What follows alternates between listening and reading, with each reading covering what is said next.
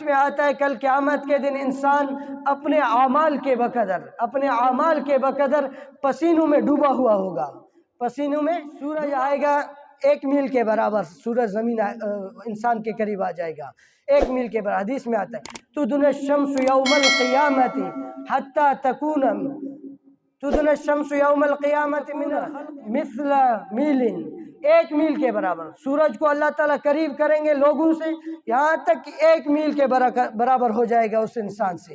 تو پھر فیکون الناس علی قدر اعمالہم فی الارض، پھر لوگ اپنے اعمال ایسے ہوں گے جو کمر تک، جو چھاتی تک، سینے تک اپنے پسینے میں ڈوبے ہوں گے گناہوں کے بغیر. جس کے جتنے زیادہ گناہ ہوں گے اتنے زیادہ پسینوں میں ڈوبا ہوا ہوگا.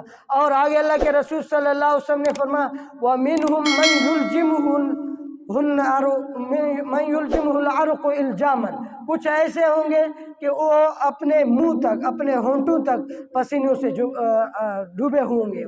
یلجمُ الجامًا، یہ لگام ڈالتے ہیں نا، وہ اس کے لیے آتا ہے کہ گھوڑے کو اس کے منہ میں لگام ڈالتے ہیں. تو اس طرح یہ جو پسینہ ہے اس کے منہ میں ایسے آ جائے گا، منہ کے اندر آئے گا.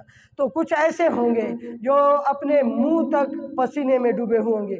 اور آگے اللہ کے رسول صلی اللہ علیہ وسلم حدیث میں آتا ہے اشار رسول اللہ صلی اللہ علیہ وسلم بیدیہ الی فیہ، کہ اللہ کے رسول صلی اللہ علیہ وسلم نے اپنے ہاتھ مبارک سے اشارہ کیا اپنے منہ مبارک کی طرف کہ ایسے یہاں تک ہوں گے کچھ لوگ ایسے.